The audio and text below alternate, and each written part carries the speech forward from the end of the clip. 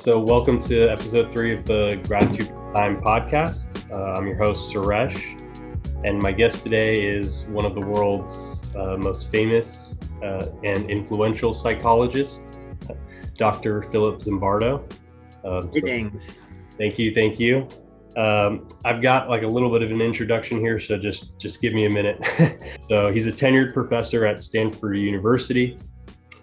Throughout his career, he's met and worked with people like the Dalai Lama, Bill Clinton, Malcolm X, the Hungarian Prime Minister Viktor Orban, Nobel Prize winners Daniel Kahneman and Linus Pauling, and sociologist Stanley Milgram. He's also a past president of the American Psychological Association. He received a humanitarian award from the president of the Czech Republic, Václav Havel. He also created Discovering Psychology, which is a show, and really brought psychology to the mainstream and encouraged, I think, generations of people to go into psychology. This is a cool one. In 2004, Dr. Zimbardo testified for the defense in the court-martial of Sergeant Ivan Frederick. So maybe we'll get to hear something about that. Sure. He conducted the infamous Stanford Prison Experiments in the 1970s, which has made huge waves in the human understanding of human behavior. He's also an author, so I've got his books here. Got this first book, The Time Paradox, and this one, and then there's another one that I don't have, but I believe that's called The Lucifer Effect. Yes. Okay. I'll get that and hold it up later. Yeah. Okay. So yeah, that was a little bit of a long introduction, actually. So yeah, thank you again for your time. Just super grateful for your time, and not just the hour today, but kind of your entire life and what you've been able to do and push people's understanding of themselves and each other. I think that's great. Yeah. Thank you, sir. And I want to promote your book, which I enjoyed reading. Thank you. Sent it to me as a gift, and it's a wonderful book. Thank you. It's not taking time for granted. It's a gratitude for time is the title. Yep. And that's the title of this podcast. And I mean, we can even start there, really. Sure. Okay. Like, I perceive gratitude for time as a positive mental health cognitive foundation. So something that allows you to kind of address the fact that you didn't consciously choose to be born, and the fact that you're moving towards death always. Allows you to grow from that in some sort of way. So in a positive manner. So that's kind of the quick version of what that means to me. Do you have any thoughts there? Yeah, that's Suresh, that's the big picture, but it's a gratitude for time for every day. That is essentially when you wake up every morning, you just say, oh, how wonderful. I have 24 hours ahead of me, or at least 18 hours of waking time. Yep. And how can I make the world better? Now, it's more difficult in the pandemic since we are self-quarantined, but there's still things we can talk later about. Yep. What you can do, which I call is like the heroic everyday heroism tasks. But it's really saying, I have gratitude for every moment of my life, for every hour. And again, sadly, all the people who are dying, millions of people have died from COVID. Yep. Just imagine what their last hour was like in pain. But again, probably more than anything else, wishing that there was somebody from their family there. I've heard that has been a real struggle, actually, with hospitals. Not allowing people to see their families and things like that because of the rules. Have you think that? Yeah, and then also, in many cases, nurses have to be the one to say goodbye. Yeah, that is true. They have to be the people that like suffer the brunt of that emotional. Right. That's very true. I mean, I think it's just so valuable to be grateful for time. For time. So in the time paradox that you held up, Yep. The reason I called it that, and I want to call out my co-author John Boyd, Yep. who hopefully will be watching this program eventually. That essentially what we started thinking about is that the usual sense of time perspective is the tripart: past, present, and future. Yeah. That's the big chunks. When I think about my past, do I think about all the good old times, the rewards, the successes, the friendships, or do I think about failure? Do I think about rejection? Do I think about the terrible things that happened to me?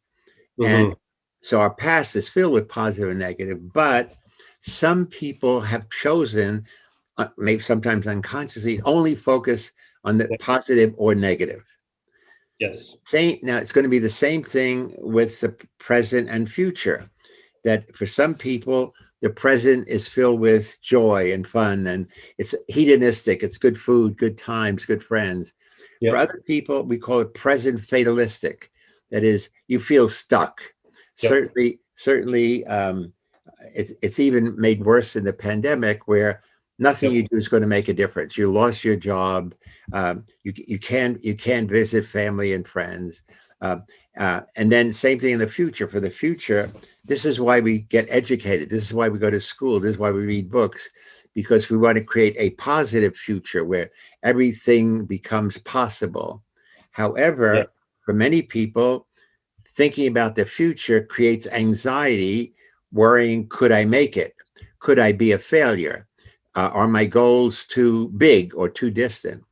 So what I've done is I've created a scale called the Zimbardo Time Perspective Inventory, ZTPI, which measures the degree to which each person who fills out the scale, what is their score on being past positive, past negative, present hedonistic, present fatalistic, past positive, past negative.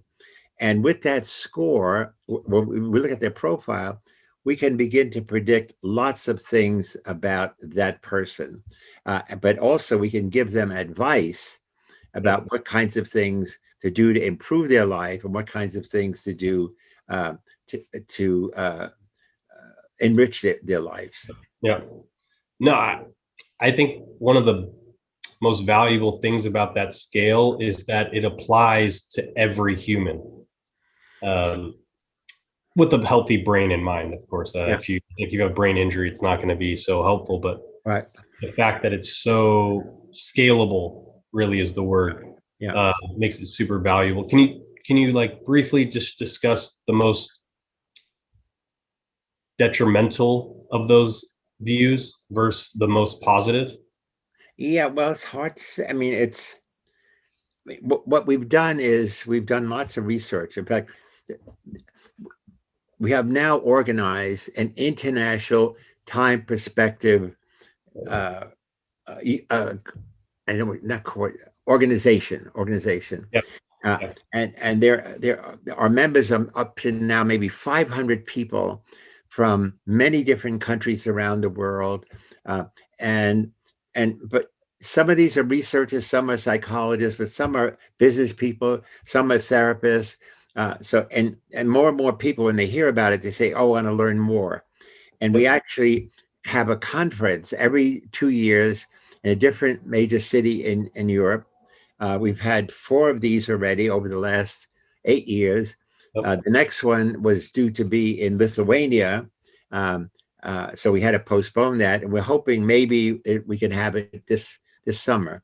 But so what people have done in this group is they've looked at the profiles of people who've taken this scale and then correlated with success in business, success in lifestyle, success in marriage. And many of them have come up with the concept of BTP, balanced time perspective. It turns out it's not to be good on one or bad on the other. It's a combination. So what they show is if you have a balanced time perspective and you can actually work toward it or train toward it, then your life is much richer and healthier. So what that means is to be high on past positive, low on past present, low on present fatalism, moderate on present hedonism, high on future orientation, positive, low on negative future orientation. So when you take the scale now, and I should mention to your audience that they could go online and take the scale. You can give them the link, and it gets scored immediately. And not only does it get scored, each of your scores is compared to what we think is ideal.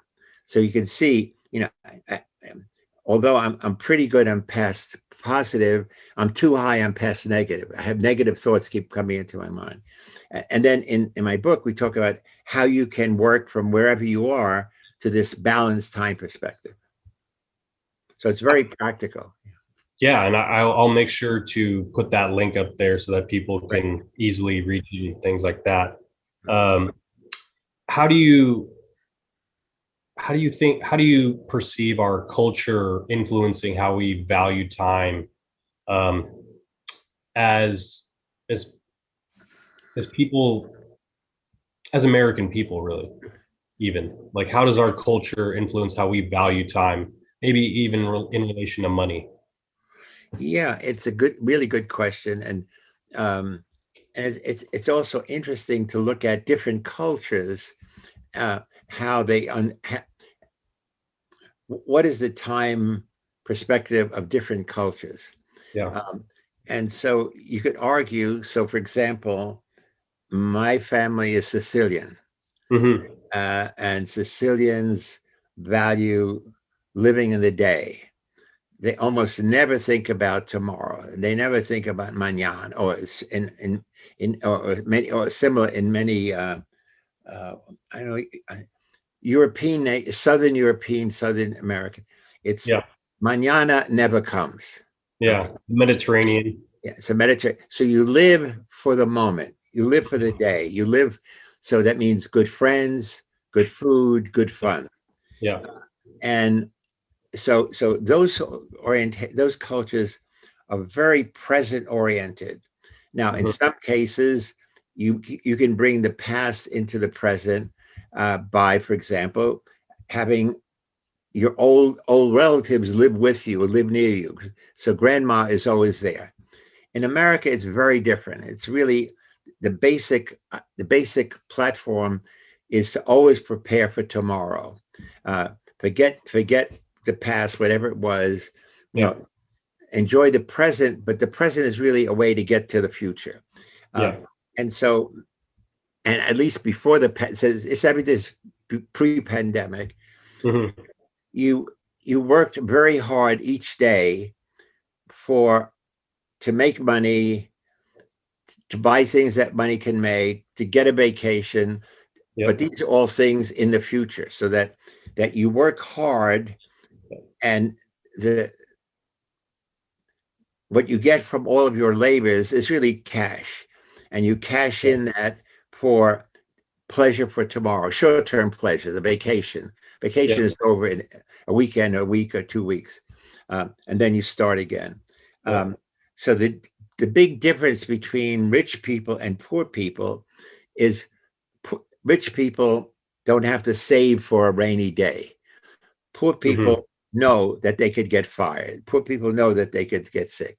They know they don't have insurance, so that they live each day in fear of what could happen tomorrow.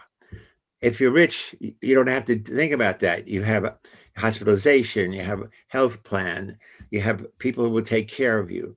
And so you can enjoy today knowing that you're still in charge of tomorrow. Yeah, I've heard it described as a temporal ghetto. I think Jeremy Rifkin in his book. That's a good way to put it. Yeah. It's a temporal ghetto because you're so temporally forced to like just survive in the present rather than planning for future. which is kind of a luxury to some degree. Yeah, yeah. For poor people, the future is a luxury. Yeah. Your task, I mean, if you're a father and you have a menial job and a big family, your job is to get food on the table tonight.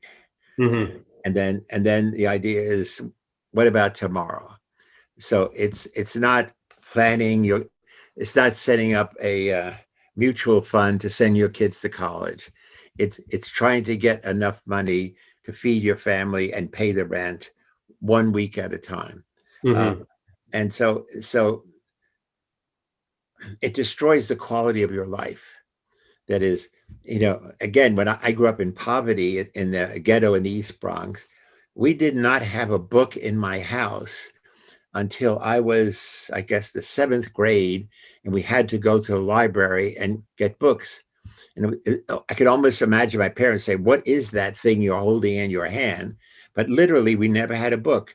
We didn't even couldn't afford magazines. On the weekends, my uncle would bring the comics, the Sunday newspaper with, and they didn't even read the rest of it. They just looked at the comics. Huh. And so again, so for poor people, the quality of their life is degraded. Yeah. Not physically, not because they eat less good food, they don't have the same quality of clothes, but by not being able to have access to books, to education, um, their horizons are limited to their home, to their neighborhood. Uh, and typically it's also to people who are exactly like you. Yeah. No, that's super interesting. Can can you kind of talk about maybe, because I know in your paradox book, it talked about you writing a childhood memoir. I was wondering if you could talk about kind of the culture right around World War II and how that kind of shifted people's perceptions of the present, past, and future, and um, if you have any thoughts on that Yeah. at all. Oh, sure. Yeah. It's so again, one of the consequences. Now, again, I was born in 1933. I will be 88 next month. Wow. I was born in 1933. It's the Great Depression, the Mhm. Great Economic Depression, uh, and you know, and we were just coming out of the Depression in 1939, 1940, and then we got into the war. Now, surprisingly, the war was good for poor people. Why? Mhm. Because they got jobs. Because everybody had to work.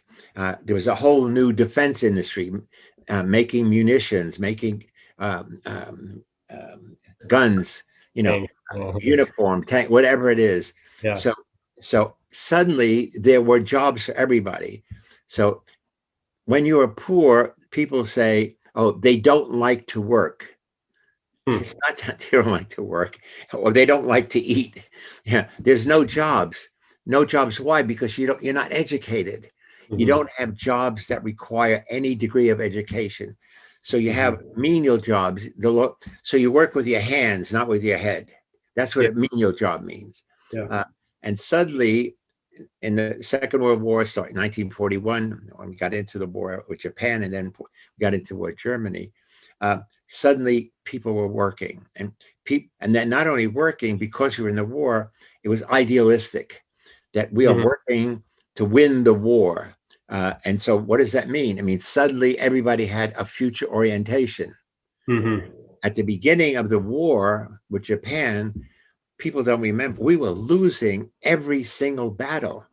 I mean, I, after December 7th, when they destroyed much of our fleet when the Japanese destroyed much of our fleet in Pearl Harbor in Hawaii, that the Japanese were already set up. They had in many of the islands in the Pacific, they already had bases there, and we were scrambling. We had to create airplanes. We had to create a program, and they also had submarine ships that would blast our tankers. So we were losing. I can remember as a kid every day, we didn't read newspapers.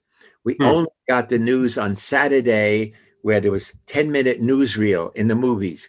Wow. You went to the movies, it cost 10 cents, and you got to see a double header plus cartoons plus 5 or 10 minutes of newsreel. And these would be terrible. They would show Japanese bombing, not only Pearl Harbor, but each of the islands, and we were losing every single island along the way. But also because, see, there was strong pressure in America not to get involved in the war in Europe, even though they were not our allies yet, but the English were being bombed. It was called the Blitzkrieg every single day. So the Nazis, slaughtered Poland, slaughtered Holland, slaughtered, came into Paris, and the Parisians didn't even get shot one bullet. They just let them march in. So there was a point at which the Nazis occupied virtually all of Europe, maybe except for Switzerland, which was neutral. And now their goal was destroy England, Great Britain. And they did this terrible bombing. And the British were begging America to get involved. And for various reasons, we didn't. We delayed until December 7th, 1941, because the Japanese were working collectively with the Nazis, and also, people forget, with the Italians. Benito Mussolini was a fascist. So that was the evil empire. Mussolini, Hitler, and I guess it was Tojo, the Japanese.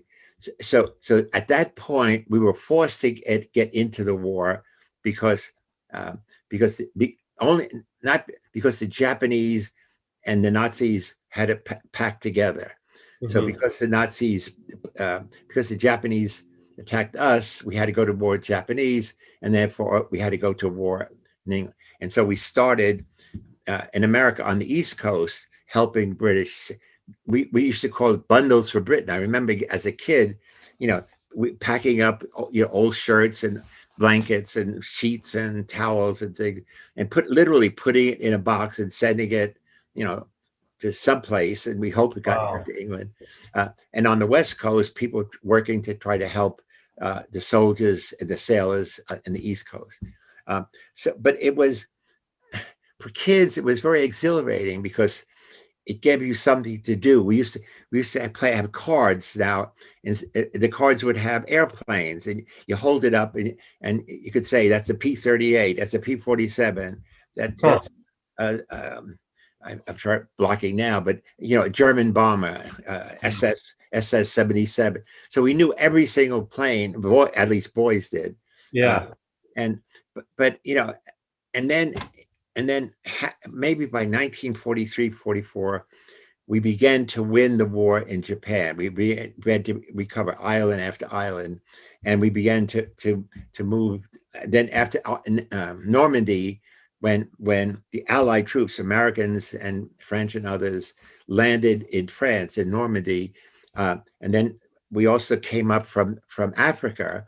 There was a great big battle in the Africa Sahara Desert with the Nazi General Rommel, who was the master of the tank corps. He knew how to use tanks, and he was battling against our General Patton.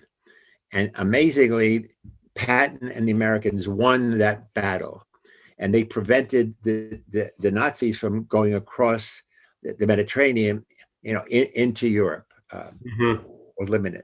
So I'm saying, I still remember, this is 80 years ago, and I still remember it made our life exciting. Life for kids in a ghetto is boring. I mean, there's nothing new. The war was new. Every day was new. That's crazy. Yeah. I mean, I can only kind of relate, but only because of 9/11, and but I don't think it's to the same degree, really. And all of that. How do you think people perceived time during wartime? um, I think it becomes very precious because, you know, for the first time, people could die not from old age, but from a bomb or from a traitor. And that was the thing about 9/11. It was suddenly, people who, and I lived in New York, suddenly uh, you could lose your life going to work or going shopping. And that made you realize that, man, all of us have a sense of, you know, I expect to live a long time. Most people imagine. I don't know if people have done this. Imagine, when do you expect to die? What age? But certainly people would say 50, 60, 70. Yeah. And then in time of war or with terrorists, time becomes uncertain. You cannot be sure. Yeah. You cannot be sure. You're going to be on a train and terrorists come in, or even an airplane, and start shooting. So it's that unpredictability, which in a way makes you appreciate every day more. Yeah. Because I could be dead tomorrow. My brother, my father could be dead tomorrow. Yeah, I really. Do you think that translates to COVID and how people are perceiving time now, given it's a little bit of a different situation with lockdowns and everything? But do you think that COVID has helped our time perception or our balance within it, or hurt it, do you think? Yeah, I think for many people it's hurt it. But I mean, there's not a lot of research on it, but whatever research is, we definitely know there's an increase in depression, there's an increase in anxiety, increase in youth suicide, and suicide is always a belief that my life is not going to go on, so I might as well be in charge and end it when I want. And partly the pandemic and the quarantine has isolated us. So for many young people, the importance of education is not learning mathematics, geography, history, psychology. It's social connections. It's friendship. It's being with friends, being with a girlfriend, being able to hug, shake hands, go to a dance. And all that is stopped. And now, so you could say, if you have some computer skills, you can still Zoom, almost like we're doing now. But even that becomes unreal after a while, because what you want to shake hands, you want to hug, you want to touch. And so I think the pandemic has distorted our time sense, especially because originally we kept thinking it's going to be over next month, or that the experts kept expanding. No, it's going to be over by Christmas. No. Now it's the spring. Well, the spring is 2 weeks from now. They're saying hopefully by the summer. And what it means is experts are giving us information about time, which turns out not to be true. So they can't tell us what we should be hoping for. And that gets depressing. I mean, and especially now, you're a man who's lost his job, or you're a businessman who lost your business. You're home.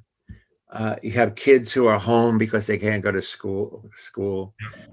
And especially if you're in a small apartment, you're living in close quarters, you're going to start getting on each other's nerves. I mean, because life becomes irritating rather than fulfilling. You have nothing to show. At the end of the day, what are you going to show for what you did today?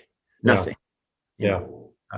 And so I think a lot of people are going to come out of the pandemic psychologically worse off, even though they physically survive.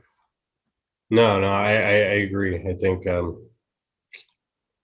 especially because we don't have really great mental habits and we're not trained for it to like build those synapses and those brain muscles to like think positively about ourselves and about the past and present and future. I agree. Yeah, but essentially what you should be doing is you should be having daily programs of mental workouts. Yeah. No, I'm serious. We need that. That is, free workout to say, okay, tune in. Yep. Suresh midday time balancing. Okay, Yeah. there it is. That's a good idea. That's a good idea. Maybe on Clubhouse or something. STV, Suresh Time Balancing Program. Yeah, I like it. I like it.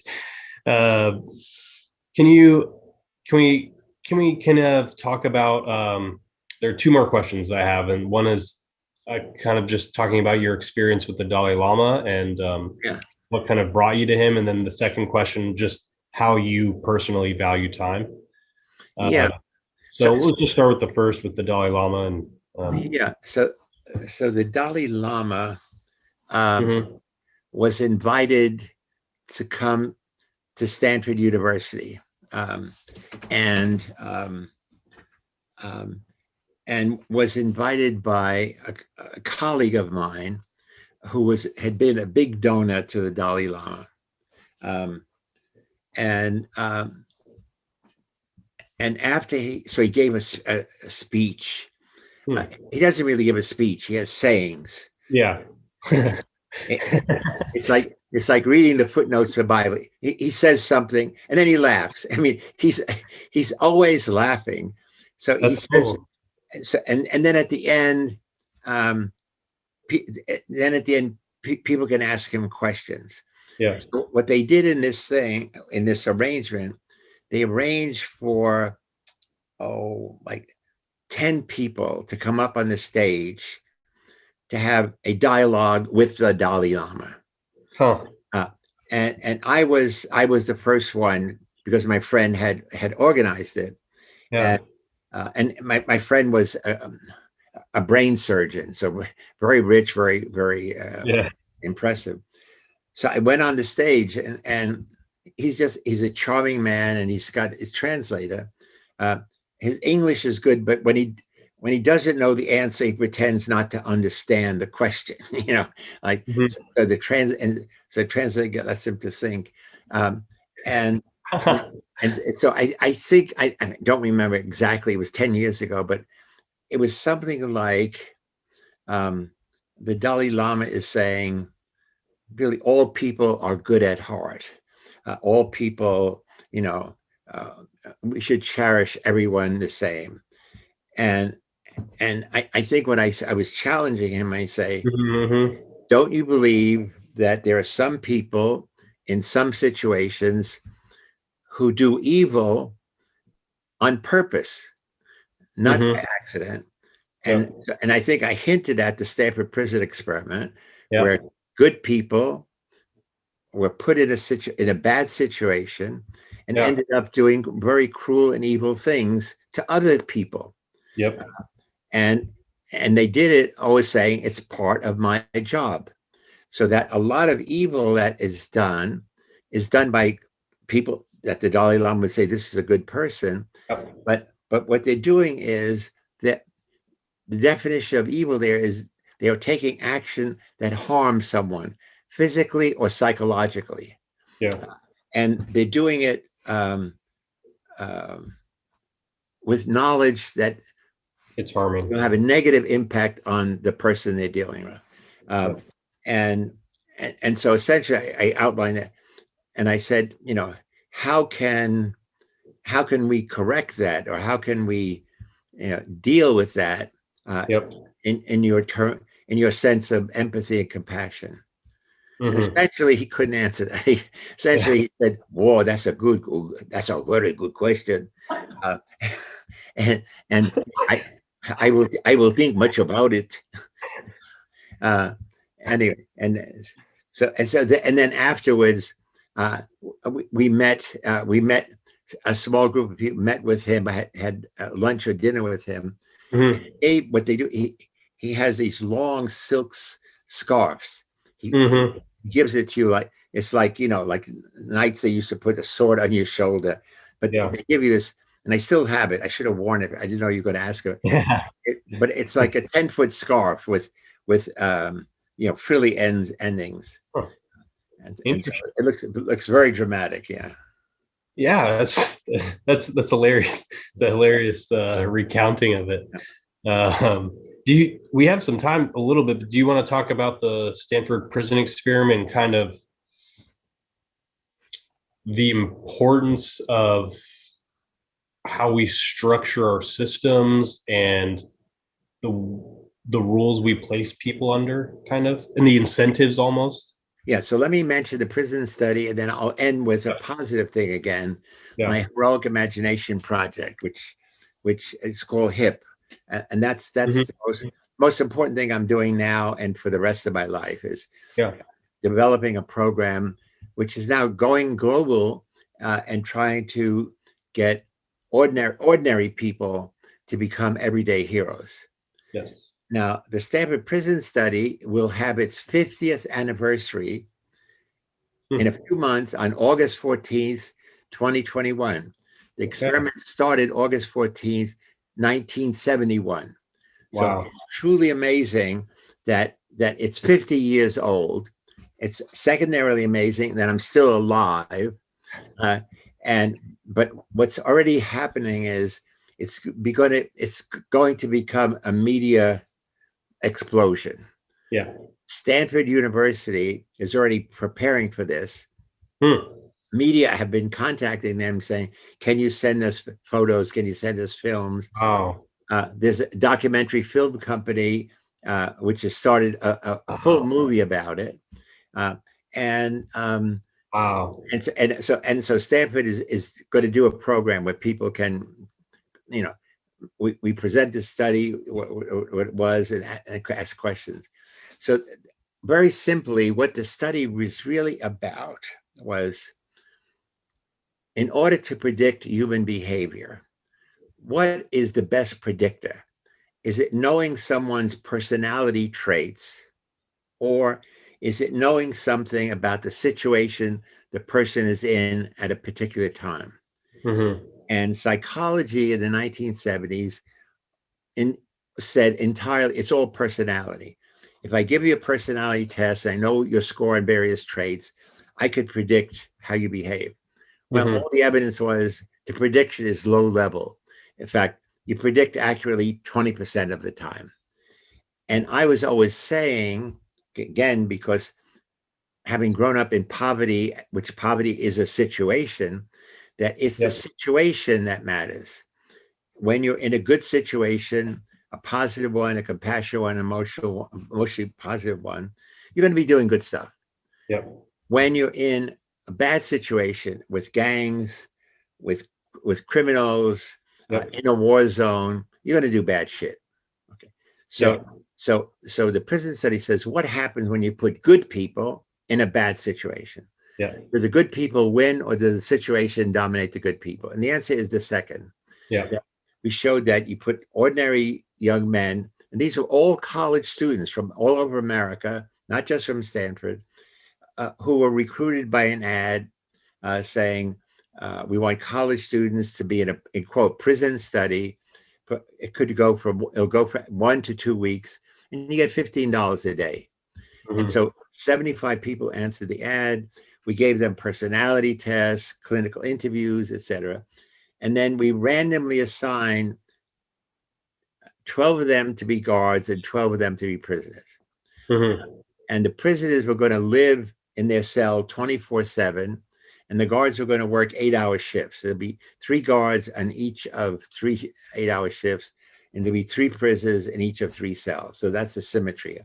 And then we try to make the study as realistic as possible. We had real police arrest the boys who are going to be prisoners at home, bring them to real local jail until we brought them down to our prison in the basement of psychology department. And then we had visiting days where parents came. We had a parole board hearing headed by an ex-convict. So we did many things to recreate what life is like in a real prison. Although what we're talking about is a small 6 by 20 feet long hallway. That's the prison. Now, interestingly, there was a movie made in 2015 called Stanford Prison Experiment, in which they reproduce exactly every inch of that study, and they used the videotapes I had collected for the boys playing prisoners and guards. So in that movie, everything every actor says comes from exactly what the prisoners and guards in my study said, not from a script, but from their feelings. And just to make a long story short is, although nobody wanted to be a prison guard, after they got on the uniform, got in the situation, started to interact with the prisoners, they became guards. And on each of the 3 guard shifts, one person took the leadership. And that was one who was usually most dominant and controlling, and often more and more extreme. The other problem in the situation is you have a job that goes for 8 hours. And there's no structure. Nobody tells you what to do. So you have to be inventive. And what are you going to do? You have to invent things to make it interesting for you. You don't want to spend 8 hours sitting around. Prisoners are in their cell, they're sleeping, whatever. So the guards began to be creatively evil, to stimulate themselves by having prisoners do more and more extreme things. And it starts simply, the guards have the prisoners do push-ups, and then the guards step on the prisoners' back while they're doing push-ups. Then the guards have prisoners step on each other's backs when they're doing push-ups. And then on and on and on and on, until it really got out of hand. And in 36 hours, the first prisoner had an emotional breakdown. I still remember his name. He's number 8612, Doug Corpy. And after that, each day, another prisoner had an emotional breakdown. And we ended the study after 6 days because it couldn't go on for 2 weeks. I mean, it was stressful, not only for the prisoners and guard, it was stressful for me and the staff. And then we followed all the prisoners up for 2 weeks, 2 months. And even though they had emotional breakdowns, it was limited to that situation. And essentially, once they took off the uniforms, put on their regular clothing, went home, they flipped back into the regular character. Yeah, so that really, I think the situation and environment, I guess is a good word too. The environment you're in is going to heavily influence you. And I think that's true from a systems perspective as well. Oh, sure. Yeah, but the thing about the study is it's an environment, it's a system, but it's very localized. See it. I mean, so the environment in a ghetto is an environment, but it's everywhere. I mean, where do you start filming? So here, where are the boundaries? I mean, all we have is a video camera looking through a little hole, and whatever's in front of that hole, that's reality. And so yeah, it's I'm saying it's really a testimony to human nature that half of the prisoners survived. No matter what the guards did, they survived. And at the end, all of the guards said they were sorry. They apologized. They were sorry. And in every way, they said it wasn't me. I never did anything like that. I can't imagine doing it. But the guards worked 8-hour shifts. What does that mean? For 16 hours, they were home. They could think about what they did. They could come back the next day and say, hey, I overdid it. In fact, every day was worse than the previous day. So in their minds, it was a complete break. Now I'm a prison guard. Now I'm a college kid. And there was no sense of guilt that you thought about afterwards. So it was really like you're an actor on a stage. Somebody gives you a script, you read your part. Hey, this curtain comes down, you go home. It doesn't matter what you were doing there. And that's what in their mind, that's what many of them had. They were acting on a stage. Whatever they did, they left there.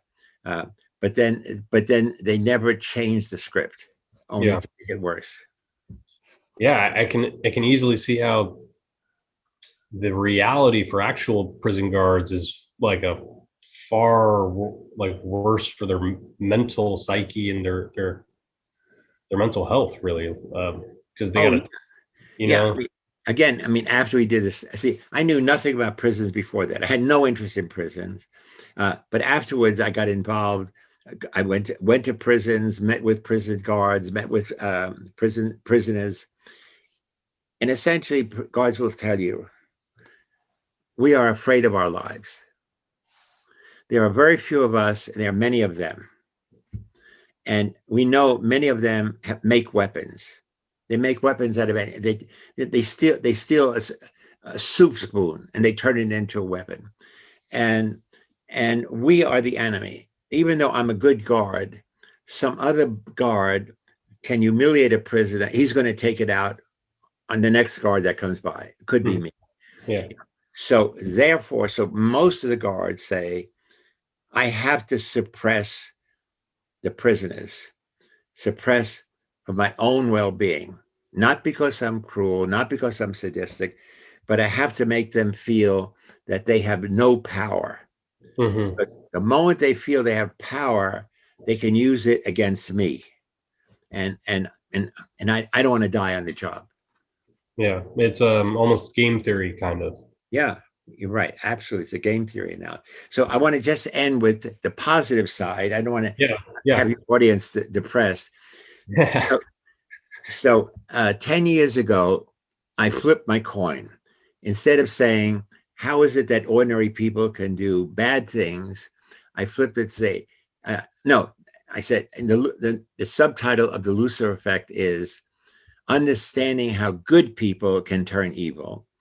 And the last chapter of that book starts off with saying, is it possible for ordinary people to become heroes? That's the question. And then begin to think about, well, we have this elevated impression of hero. Heroes are unique people. They're special people. They are kind of above and beyond humanity.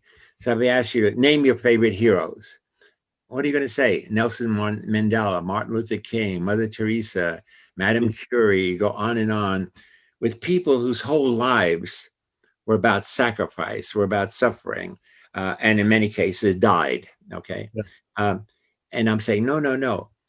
A hero is somebody who once comes to the aid of somebody in need, helps them, knowing that it could be costly for them. They could get hurt, they could get injured, they could die.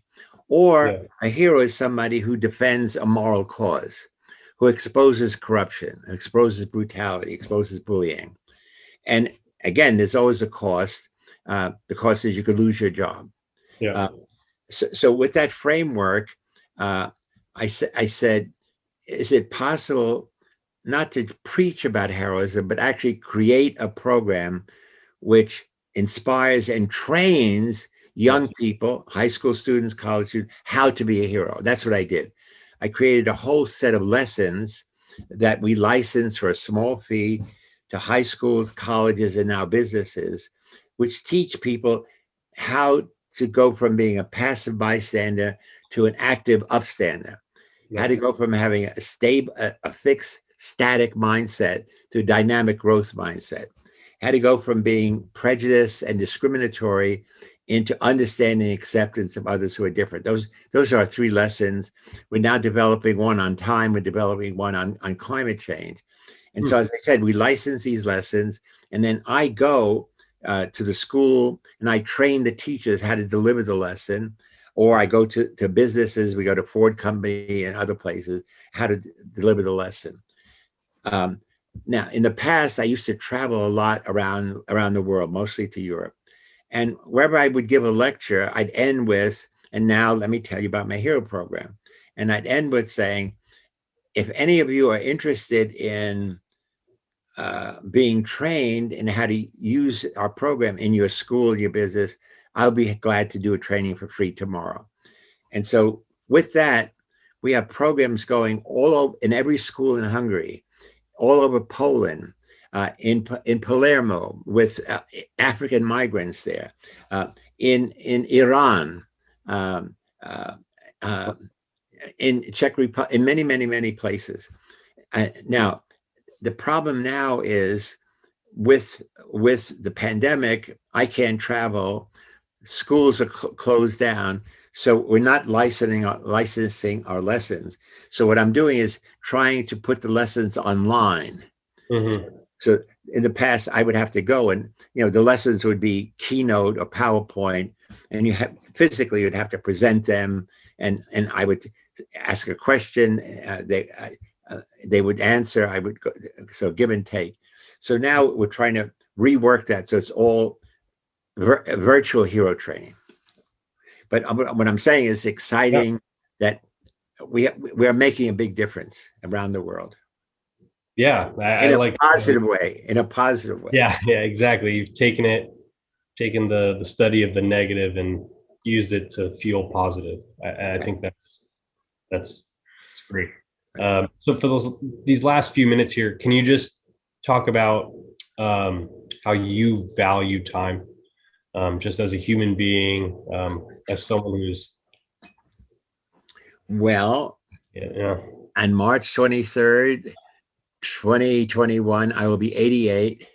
So I value every moment because I know I appreciate getting to this age. My parents died when they were 69, mostly from cancer from smoking. Most of the kids I knew in the ghetto died from in prison or in gang wars or getting hurt. So I am fortunate to have lived this long. But now the question is, do I have 2 more years? Do I have 1 more year? So it's at this point, it becomes very uncertain. I'm in good physical health.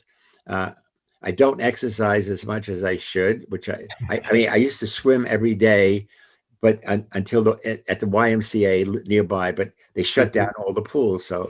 So because of that, I don't, but I should exercise at home. I don't.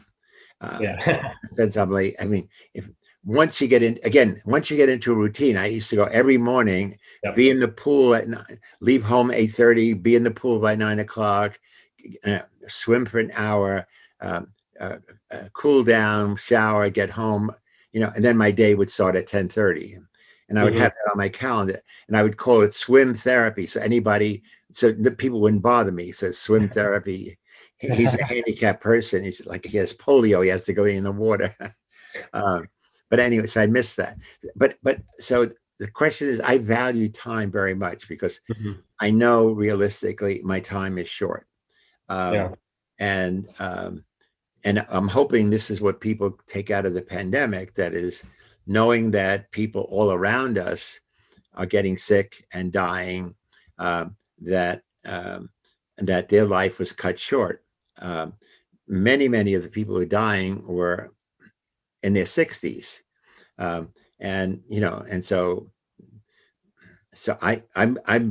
I've lived a long life for them, so I value time. Value time all the time. Even for me, I'm 28, but I guess I've come to the acceptance that each day the probability of dying is greater than 0. Right.